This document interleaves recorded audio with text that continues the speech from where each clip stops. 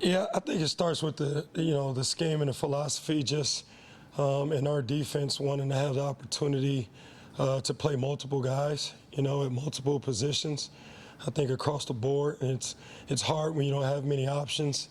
So obviously in the recruiting process, going after guys that can do more than one thing has always been kind of our deal, on defense. And each year, I think you have to recruit or over-recruit, so to speak, because part of the game is injuries. Part of the game is guys don't develop as fast as you want.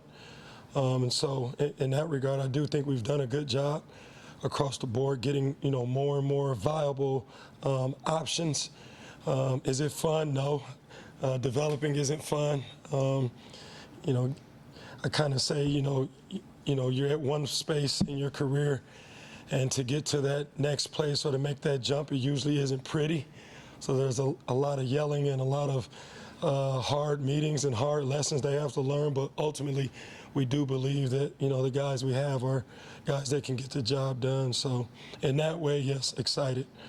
If you look around at the group you have, you like the way they have developed? We're a long way off. That's just the reality of it. You got new faces and guys that have a bunch of snaps under their belt, but the majority of my guys don't have a ton of snaps. And so I just go into it with that understanding that they're going to have to learn in practice every single day. They're going to have to learn, some of them, in games. And hopefully those hard lessons we learn in practice and right now, and take advantage of those opportunities in training camp where obviously we're seeing this great offense each and every day. So I hope those guys approach it with that mindset that, I'm getting that in-game experience really right now every day in practice. So, but it's been good. They're bought in and they've been working their tails off. Ryan Aber? Yeah, you touched on it there in your answer, versatility. How much different are things now versus when you arrived, as far as being able to move guys around back there with your group, with Alex's group, and feel better about things rather than just throw somebody over there and just sort of hope and pray that they perform well? Yeah, on the coaching side of it, it's easy to say, hey, throw another guy in there, but he's got to get the job done as well. So, on one hand, great to have more options, but at the same token, you got to get the most out of whoever is out there. You know what I mean? And it's not as easy as just replace a guy. Those guys have to be playing up to the standard and do what their specific position asks them to do just as well. But I think the good side of all of it is that our guys, especially in the secondary, but across the board, they understand, hey, if I don't get my job done, it's not, well, go again or go again or go again until you figure it out. No, at some point, someone else is going to get an opportunity. And I think that's probably the greatest difference from year one to, I guess, year three now for our defense is that, the competition level from position to position group is as we say, the price of rent has went way up, man. And so you only get so many opportunities, when you have, a line of guys, so to speak, waiting behind you and fighting and vying for these positions. And so for us as coaches, competition has always been the greatest motivator for someone to figure it out. And that's in business, that's in all walks of life. You tend to figure things out when you can get replaced really fast. So, and I think that's a good thing for us if we're going to go where we want to go. Eric Bailey? Coach, a lot of the narrative over this year has been just talking about the improved defense overall. How balanced do you have to be with the guys of taking ownership of what they've been able to do, but not yet getting complacent and they need to focus on getting better every practice, every game? Yeah, I mean, that's a big piece of it. You can see some of the guys, the Pat Fields of the world, Troubles, and Jaden Davis. Some of these guys just played a lot of snaps.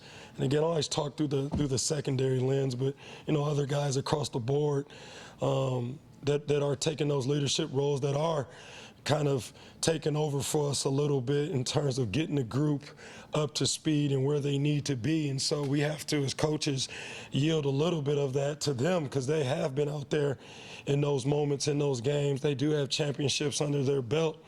And so those guys, for us, lucky for us, we have great leaders and are still developing some as well. So they're leading the charge as much as us. But it's been a good process. You know, I think that our job is to motivate these dudes, to inspire them, to develop them.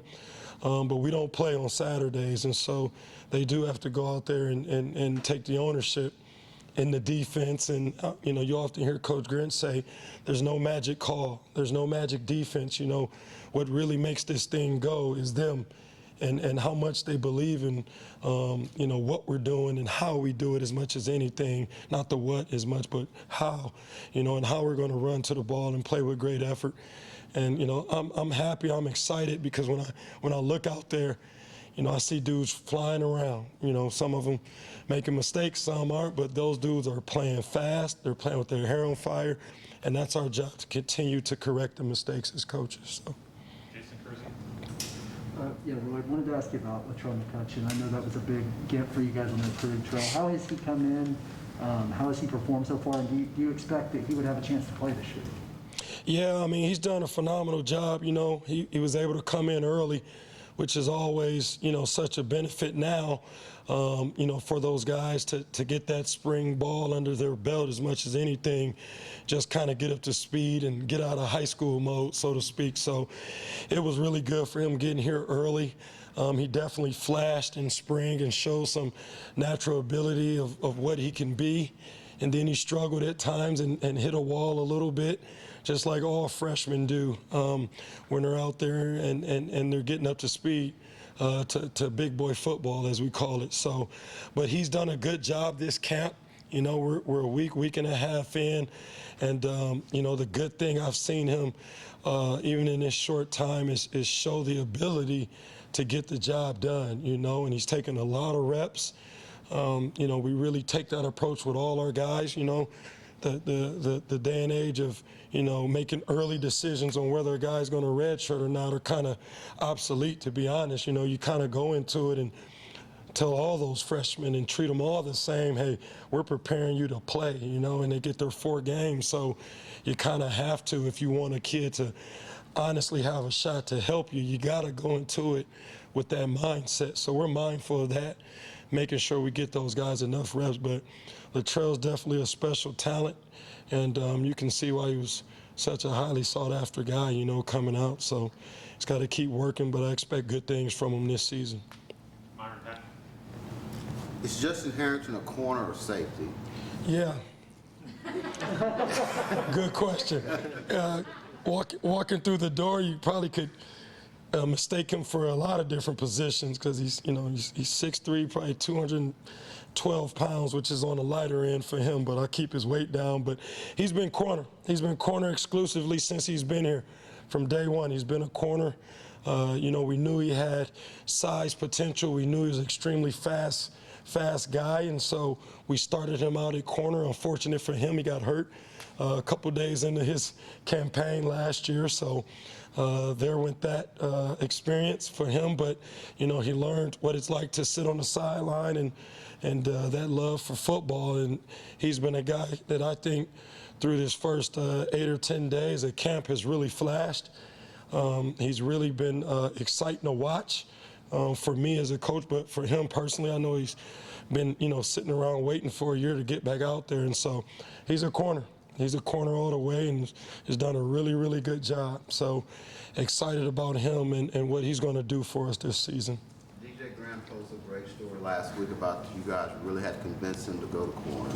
Yeah. How many realistic can you play at corner? I mean, him and Jaden Davis and Woody Washington. Can you play 4? How many can you play at that position? Yeah, you know, I think that in my mind, I at least would want to say 4 guys. You know, you want to go into a game with 2 corners, and then obviously you want to be able to sub both guys. So I would think at a minimum 4. But, you know, I'll probably be shooting for 5 this year, to be honest, because, we have the numbers and different things are going to happen throughout the season. I know we don't have a bye week until week 9 or 10, so it's going to be a little bit of a grind, and so I don't want to shelf anybody or limit anybody. So that's my plan, to get as many guys ready. And part of that also goes back into the position flexibility as well, keeping those guys ready and active and engaged, because you just don't know. Maybe you got to throw a corner at nickel at some point, you know what I mean? And so you want those guys ready. But ultimately, when it comes down to depth and who's going to start, I always tell those guys, you guys decide that each and every day with how you practice, how you prepare, how you play, and we have those conversations. But ultimately, you're interviewing every day for a job and a role. Now, the good thing for them is we have proof that you don't have to play an entire game to get drafted. We've seen that from each and every guy that we've had drafted on defense the last, 2 or 3 years here, that they weren't guys that just started and played the whole game. I think about Trey Brown last year, probably played about 30, 35 snaps a game. You know what I mean? And, DJ rolled in and JD. So we've got proof to say, hey, you're your best, when you're playing your best, not necessarily when you're playing the most. And so that's been a good philosophy for us, keeping guys fresh as well. So. Yeah, Coach, you've seen an increase in talent level and an increase in results in the past couple of years. But has there been an increased level in the confidence level, in the swagger around the program? Do you have a swagger now among your defensive backs? Yeah, they better. I mean, we preach and preach and preach speed D, and as much as anything, I think that swagger or that confidence you speak of, I think it really comes from having success on the football field, and specifically in games. I think that it's one thing to sit in a meeting and talk with confidence and answer questions and be dialed in, and then it's another thing to actually go out there and do it in front of, moving parts and moving bodies and all the chaos and things that happens in a practice, which we try to create chaos for them each and every day. And then obviously the next part is in game. And I think that as a coach, you have to be willing to, put yourself out there a little bit. We've tended to, on defense, to throw some young guys out there in the heat of battle and in the fire early in the season to get those guys as much as anything for them, but as much as anything for us. So we can, get that confidence ourselves and just live with it, and understand that, those guys are new. Some of them, they're freshmen, and they're going to have their growing pains. But that confidence, I think, comes from sustained success on the field. And so then it goes back to, okay, how do you have success on an individual play? Well, it goes back to technique. It goes back to fundamentals. It goes back to doing what you've been coached to do. And it doesn't mean it's going to work every single time, right? I'm sure, again, great examples. Coach Grinch always give these guys great. Steph Curry shoots the exact same way every time. Sometimes he makes it, sometimes he don't. You just got to keep using your technique and trusting in it and worry about the shots you make. So, but we should have a confident group overall when you talk about going into year 3 of a defense where these guys are running essentially the same defense we've been, they've been in it. So it's good to see.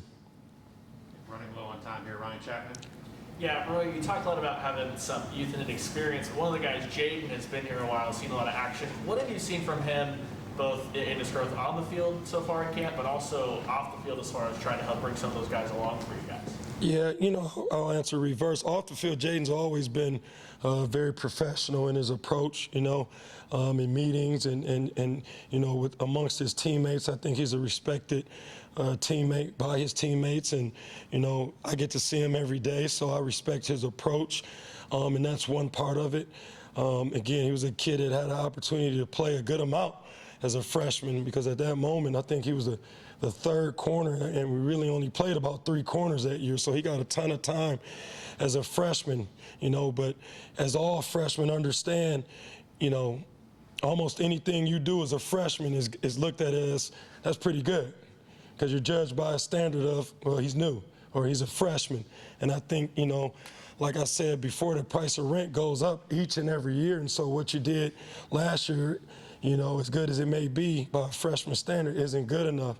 And so he's battled and battled in his career, and he's understood that each and every year I got to reprove myself. Each and every year I can't be good by, you know, I'm a sophomore now standard. No, I got to be the best guy out there, you know, and I think that all our guys are understanding that each and every year, that you're not just judged by what you did the year before, right? As good as it may have been, you're judged by what you do on the day-to-day, and where does that fall in line or where the standard of this defense or the standard of this secondary is, you know, and it's really, really high right now for those guys. I mean, guys that have played a lot of ball, like you mentioned, Jaden, guys understand, like, there's no, you know, system in place where I'm just a lock to be in this spot, a starter or playing time. I got to play at a high, high level. And that competition and that buildup of depth has only helped to push that narrative for us. And that's how it should be at an elite program on any side of the ball. So. Coach, at 12:48, do you have time for one more? Yeah, sure. Jenny? Just going to get a workout. Hey, Roy. I actually wanted to throw you a little bit of a curveball and ask you about one of your strength and conditioning coaches, Cesar Martinez. I know all those guys are really high energy, sort of like you, so I assume you kind of appreciate what they bring in the weight room, conditioning morning, stuff like that. But what is it like to have he sort of seems to take it to another level, have a guy like that around the program? What does he bring? And then have you ever had any close calls on high collisions with him on the sideline? No, I haven't had any collisions because I'm usually out on the football field getting my shirt pulled to get back on the sideline. But no, Cesar is, I mean, you know, energy and enthusiasm is infectious. And, you know, I think that, you know, our team, our coaches, they feed off of that, you know, and I think it's, as much as anything, him just being who he is and just having passion for the work that we put in. You know, that's my approach. You know, you got an option every day. Everybody in this room has a choice when you wake up of how you're going to attack your day, and you can attack it and kind of mull through it, and you know it's going to happen. You got to go to work regardless of how you feel, you know, or you can go attack this thing and say, hey, I'm going to get after it. You know, and I'm gonna be excited about it, and I'm gonna bring somebody along with me, and that's my approach. And I think Cesar's no different. You know, and Coach Wiley and a bunch of those guys, they truly have passion for our kids and seeing them have success on the football field. You know, and I think people, you know, have to remind themselves that, you know, we spend a lot of times with these guys. I mean, more than their parents for this 4 or 5 year window, and as much as anybody, they spend a lot more time with the strength coaches than they do us. And so those guys are invested into them. And so just like a proud papa on game day, you know, they're excited to see their guys and their boys go out there, these young men, make plays and get after it, and so are we as coaches. And so it's pretty cool to see, you know. It's pretty cool to see.